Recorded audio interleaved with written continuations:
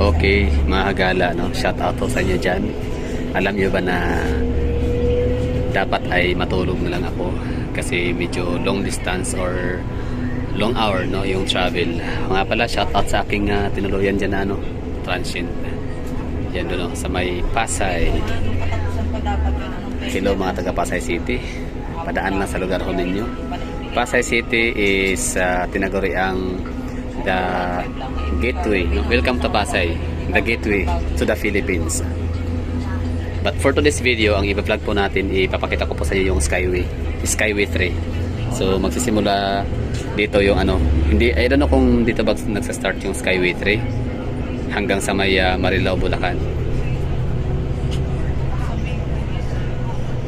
Basta dito pag the moment na kita dito sa ano, sa tulay, sa Skyway, makikita natin yung ano, yung skyline ng some part of Metro Manila, no? Lalo na yung ano, yung Makati City. Nung huli nating biyahe papuntang norte last like mga 3 months ago, or I don't know kung ilan na yun, basta mga July or June.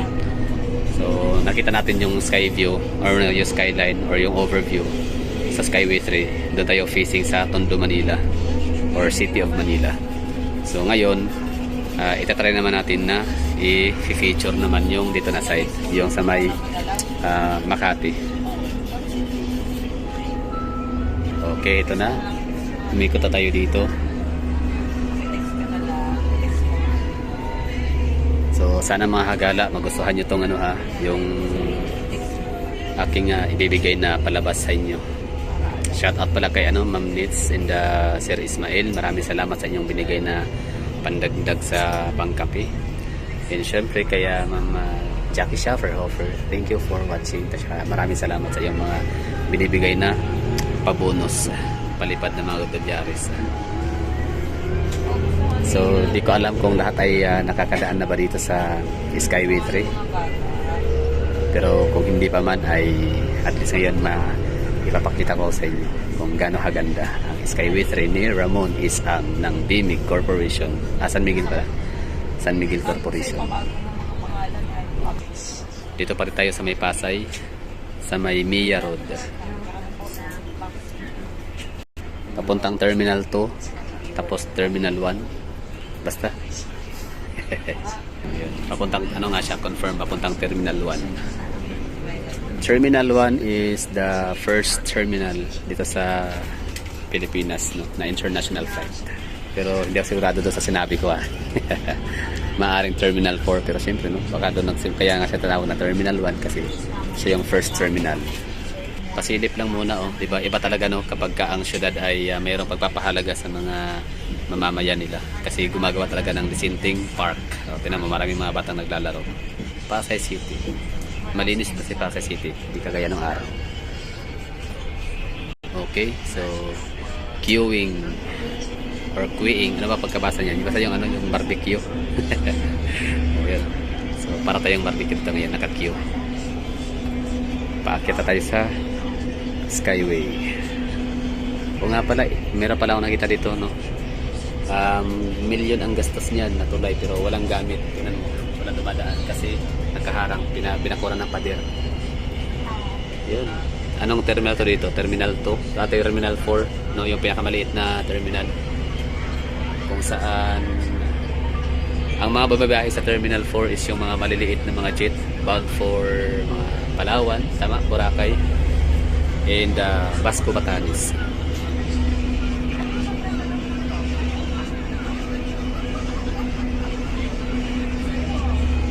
LBC, we like to move it. So yung mga return items yan, dito yan sila lahat dadaan. Diyan itatambak. Okay, nasaan na tayo? Taas. So mga Hagala, let me know in the comment box kung ito na ba yung starting point ng ano, ng Skyway 3.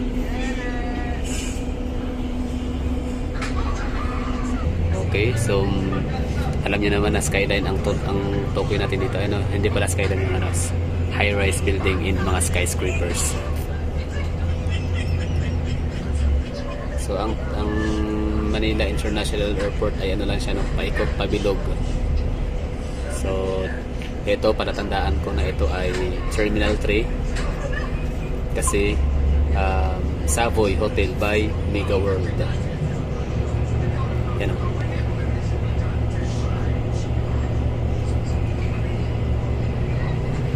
Sa Davao parang wala pang Mega World, no? Ay, meron na pala yung sa ano, sa likod ni SM Lanang Premier, yung Davao Park District, 11 hectares. Ito pala, park and fly. Pwede kayong mag-park dito kunyari pupunta kayo ng abroad, mamamasyal kayo sa Singapore, tapos may dala kayong sasakyan, pwede yung iwanan dyan for as low as 380 pesos per night. Park and fly. Promote ko lang. May mali natin, baka may mga sasakyan kayo dyan tapos hindi alam kung saan iwanan. So meron dito park and fly sa may Maya Road, Maya Road, Pildira 1, Pasay City. Okay, so ito na yung dadaanan natin. Ay, hindi pa pala to Skyway 3, no? So basta Skyway lang siya. Iikot-ikot natin yung camera para makita ko ninyo at makita ko rin, no? Siyempre kasi in the future things, di ba, magiging ano ko rin to, reference. Pwede ko magamit itong footage na to for another set of content.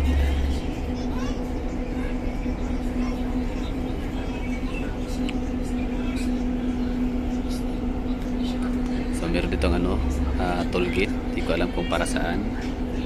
Buses close, Vans Lane.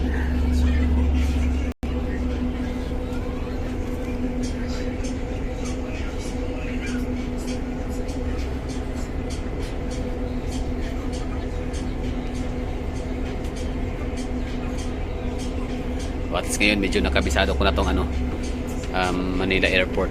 Kasi dati medyo nalilito pa ako dito, kung saan banda yung Terminal 1, Terminal 2, kung sino magkakatabi. So dito sa Terminal 1 and Terminal 2, saan ba banda sa Terminal 2? Basta Terminal 3 pinakamahalaga, tapos Terminal 1 dun sa nadaanan natin pa sa likod ni Pildira 1, Pasay City. Yan, may lumipad na aeroplano.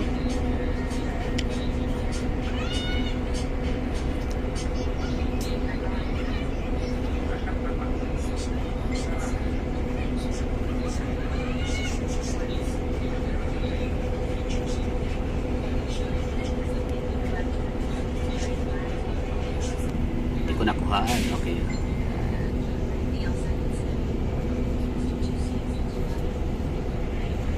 Philippine Airlines, no? So hindi pa to hindi pa to kasama sa Skyway 3 ni Ramon Isang ng San Miguel Corporation. So ito ay ano pa lang sa may Manila Airport Authority Skyway. So kapag kagaling kayo Terminal 3, tapos meron kayong connecting flight papuntang Terminal 1, so dito yung daan ninyo.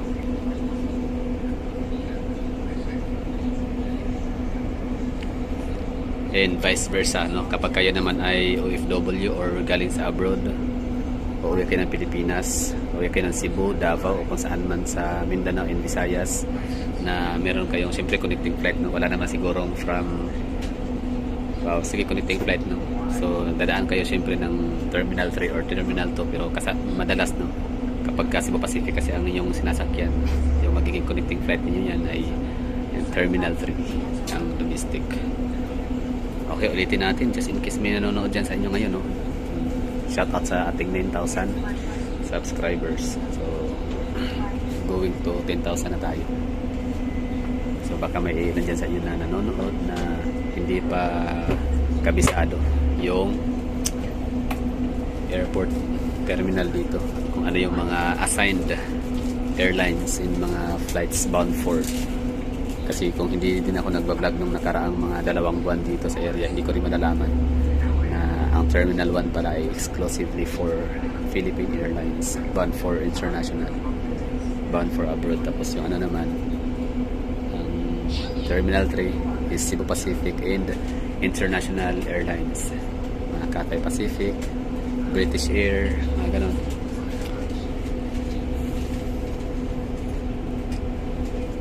ANA, no? Japan, di ba? ANA. Tapos yung Terminal 2 is yun yung ano, domestic flight naman ni AirAsia and Philippine Airlines. Tapos si Terminal 4, yun yung mga maliliit lang na mga jets bound for Palawan, Boracay, yung mga mga malapitan lang na mga destination. Pero si Vasco Batanes parang hindi naman malapit, yun malayo yun. Parang kasing distansya niya sa si Manila Cebu or Manila CDO.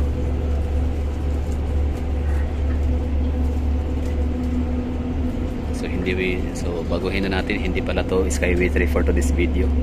Ito pala ay ano,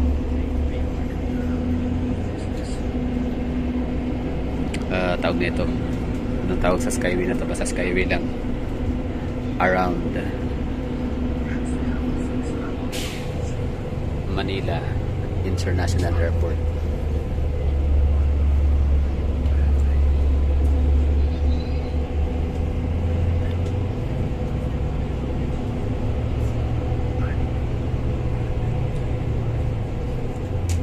Nung napanood nyo ba yung palabas na ano, Born Legacy ni Jason Osborne? Nung ano, pag sinabing Philippines, yung kasi 50% sa cinematography ginaganap dito sa Pilipinas, sa Manila. Kasi dito kunyari tinago yung ano, yung capsule, no, huling planta ng antidote, na basta yung ano, yung panggamot sa mga nahahay sa ano, droga. So ito yung natitirang planta na hindi pa nasakote ng parang PDEA, ay hindi pala PDEA, sa American Police tawag dyan. So paglapag nila sa Pilipinas, ang bumungad kaagad first talaga ano, pinaka first na nakikita no, feature nila about Philippines is ito, yan, mga squatter, mga slum area, yung mga bubong na mga yero na kalawangin. Kahit ano, pwede yung i-review kung may mga hindi pa nakapanood.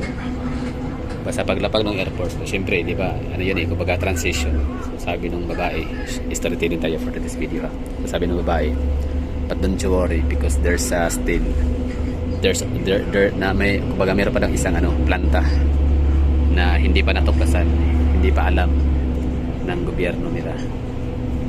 CIA yata, I don't know, basta, na hindi pa natuklasan. So, yun, nabuhayan ng loob yung lalaki, si Jason Osborne. Sabi niya, ay, salamat. Sige, sabihin mo saan. So, sabi ng babae, sa Manila, in the Philippines. Yun, napatapik sa ulo si Jason Osborne kasi nga, putik layo. It's the other side of the earth, of the planet, di ba? So, yun. So, okay na, transition. So, lipat na yung aeroplano. Tapos paglapag nun, parang madaling araw yung ano, yung cinematography nun, yung eksena, madaling araw, bukan liwayway. Tapos sa pagkalapag niya, yun nga ang pinaka first na scene na nakikita sa palabas is yun, Welcome Philippines, yung mga bubong ng mga bahay na kalawangin. Tapos pangalawang scene, yun nakalapag na sa airport. Tapos yun, ang ini-expect ko nun, syempre Philippines, kailangan maganda yung ano ha, maganda yung gagamitin na mga props na mga ano, star. So, sa airport pa lang, sa immigration, yung talagang Pilipina, ano talaga, Filipina typical na mga looks, hindi tisay. So, akala ko sila Ann Cortez, di ba? Bia Alonso, kahit paano, kahit Cameron, at least Hollywood pa rin. So, hindi, no? Hindi kilala mga typical Filipina beauty. Yung mga Janine Togonon, mga ganon, mga Beatrice Gomez. Tapos may natatagalog, ganun lang, airport. So yun pangalawang scene. Tapos the rest is ano na, Islam area of Tondo, Manila, kung saan doon sila nangupahan.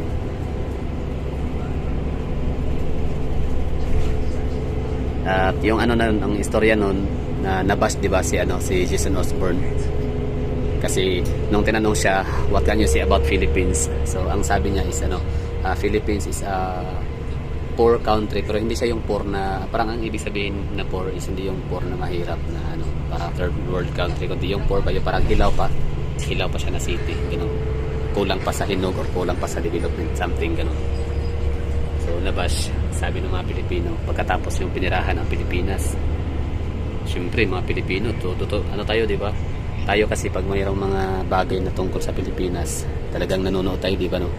Parang sinusumon tayo, oh. Mabanggit lang yung word na Philippines or makita yung flag, wala na. Talagang papanoorin. Ganyan tayo ka, ano, proud Filipino or Filipino pride culture. Pero which is wala namang masama doon. So yun nga lang, after nga, totoo naman talaga, pag after napakinabangan ng Pilipinas, pero di naman siguro yung masama nung sinabi niya, totoo din naman. Yun nga lang din talaga minsan, kung hindi din naman maganda ang iyong kasabihin, huwag na lang, keep it to yourself na lang. Kaysa makaka-offend ka pa ng mga taong wala mang ginawang masama sa iyo, di ba? Filipino is known as the most hospitable person or people or human race in the planet. So napakabait natin ng mga lahi towards foreigners. Yan lang, no? So kahit pa naging honest siya sa kanyang tawag nito, opinion at yun, yung kanyang impression sa Manila, pero yun, nakasakit naman siya ng damdamin ng mga Pilipino. Ika nga, truth hurts. Okay, so yun na, dito na tayo sa toll gate area. So off na natin, at least na ipakita ko na sa inyo yung view ng Pildirawan sa may Mayor Road, tapos yung Park and Fly, tapos Skyway, Pasay, tapos dito Terminal 3. Asan yung Terminal 3? Nadaanan na pala. Nadaanan na ba? Nadaanan na, hindi pa pala. Doon pala yung Terminal 3. Yan, Cebu Pacific. Maliit lang. Maliit na aeroplano. Grabe, no? Grabe yung technology. Grabe ang tao gumawa ng mga bagay. Kabigat-bigat na mga bagay, pero kaya niyang i-defy ang gravity.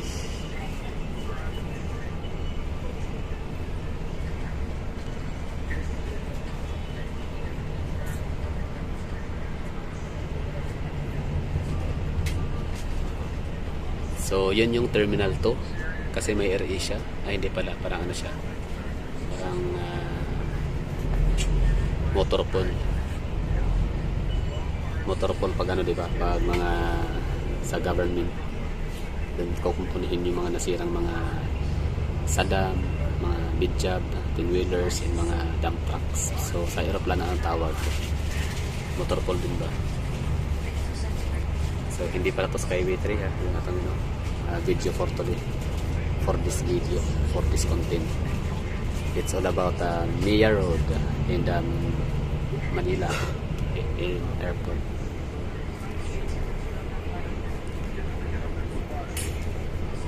Aralin ko pala ang paano mag-book sa AirAsia sa Cebu Pacific kasi nasanay, napakadali lang. So kina ko alam na nga niyan alam na ni Cebu Pacific yung aking mga pangalan, mga information, basic information. Kaya kapag magbo-book ako niyan, alam na niya kung hindi na niya siya nanghihingi ng mga number lahat.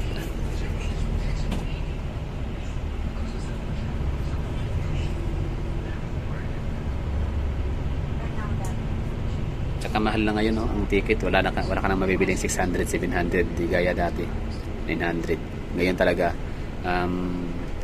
fare starts at 88 pesos. Yes, meron. Pero pagka bayaran mo na lahat, admin fee, terminal fee, charges, fuel, mga ganun.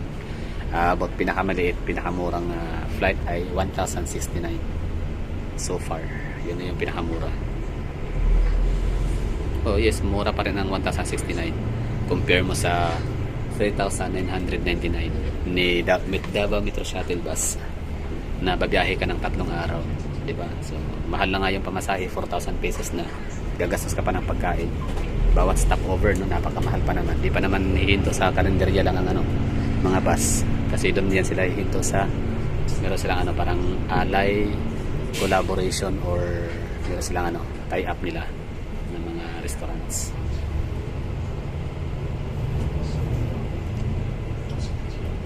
Ninoy Aquino International Airport. So grabe yung traffic, grabe yung queuing or queuing. Kaya yun, medyo napapatagalan tayo. Anong oras na? Time check 4:41.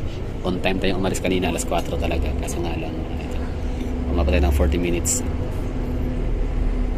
bago nakalabas dito sa area sa Mia.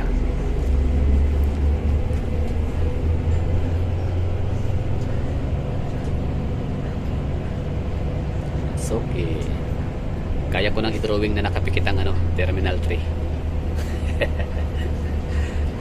Panay ba naman ang biyahe, no? Panay lipad.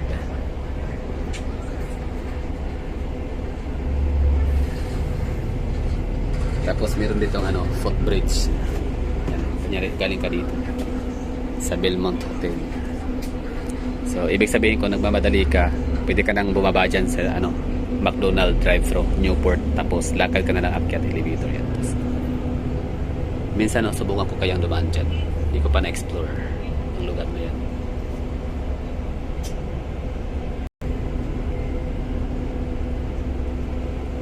Tatanong ko pala sa conductor kung saan banda magsisimula ang Skyway 3.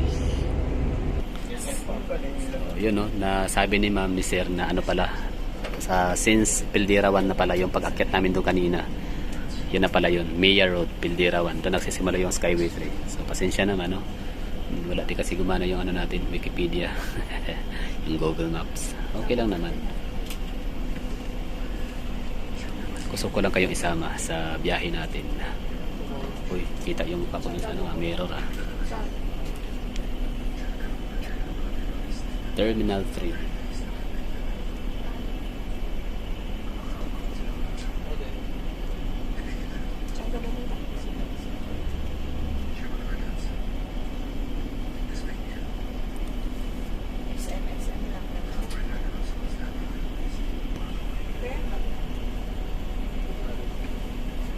Wala na yung sa Philippines Airport.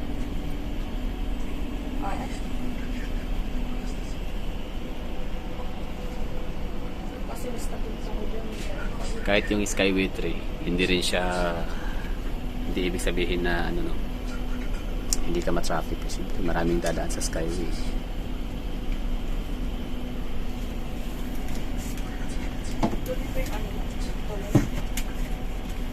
Sama mo ko Naalala ko, merong celebrity. I don't know kung sino yun, si Agot Isidro yata.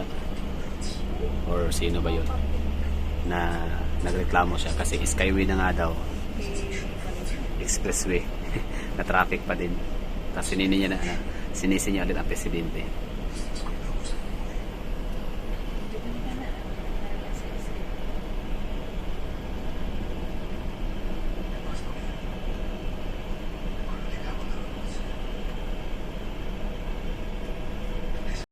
Okay, so tapos na tayong mag-vlog na paikot sa terminal, Manila Airport. So off na natin to, tapos next vlog ay yung skyline of Makati or some part of Manila, NCR. O nga pala, shout out kay Daming Daan, I don't know kung you're still watching after kitang blinak. So sabi mo pangit ang Davao kasi walang Aerospace Museum. So, I don't know kung si Cebu meron bang Aerospace Museum. Kanya-kanya naman talaga ng perspective ang tao, kung anong maganda sa kanya. So, may nag-comment na hindi daw maganda ang Davao kasi walang Skyway. Gaya sa Makati in Mandaluyong or some part of Manila. So, si Daming Daan naman, hindi daw pwede sabihin na lahat na nasa Davao na. Para hindi daw accurate yung sabihin life is here. Kasi hinanap niya daw sa Davao ang Aerospace Museum. Wala siyang makita. So I don't know sa Cebu kung may nahanap siya. Mga Cebuano dyan, shout out. Meron ba kayong dyan? Aerospace Museum. So if yes, sana all. Pero at least ang Davao meron ding Aeronautics School. Sa Cebu din yata meron, di ba? CDO tsaka mga malalaking syudad. Aeronautics School Academy.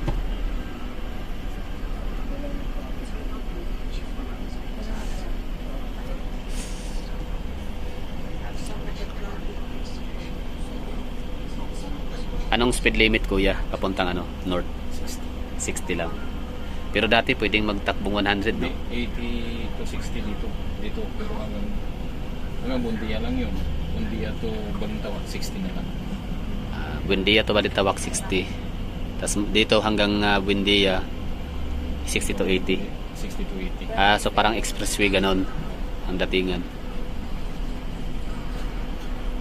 Ganda nung makatakbo na kung puno ng ba. Hmm. Sasakyan.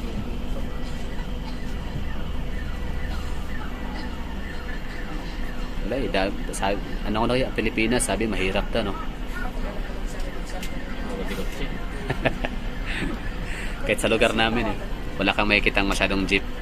Kasi traffic, tapos ngayon gumagawa ng paraan yung city government namin para maibsan yung traffic. So ang nakuhang solusyon yung ano, 'di ba dito is ano, jeepney modernization, 'di ba? Modernized jeep dito or yung minibus. Sa amin naman ay bus, HPBS. Oh, HPBS, high priority bus system ganun. Para mabawasan na yung jeep. So yung jeep namin doon phase out na talaga.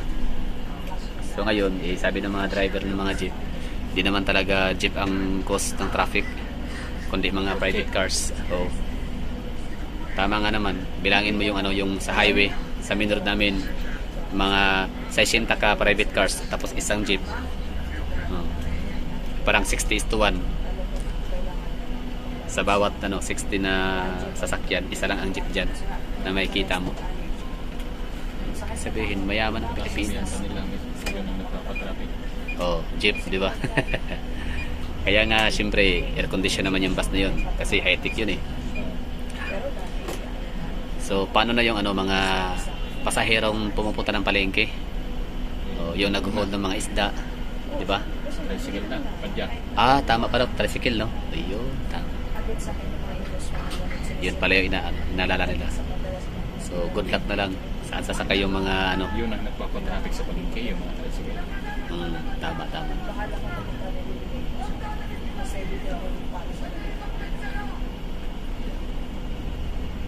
Okay, so yun na. Tapos na yung vlog natin na layo na tayo sa Manila Airport. So, Skyway 3 by Ramon is ang San Miguel Corporation. Tapos yan, makikita natin yung skyline of Makati. Ang Mandaluyong parang konti. Tapos Pasig, meron din silang skyscraper, so baka matatalo din natin mamaya. So, tingnan natin. Kasi nung one time na pumunta na tayo sumakay ng Solid North papuntang Baguio, gabi na kasi yun, kaya hindi masyadong makikita yung view ng Magusali. So ngayon, at least meron pa rin konting liwanag. Pwede pa.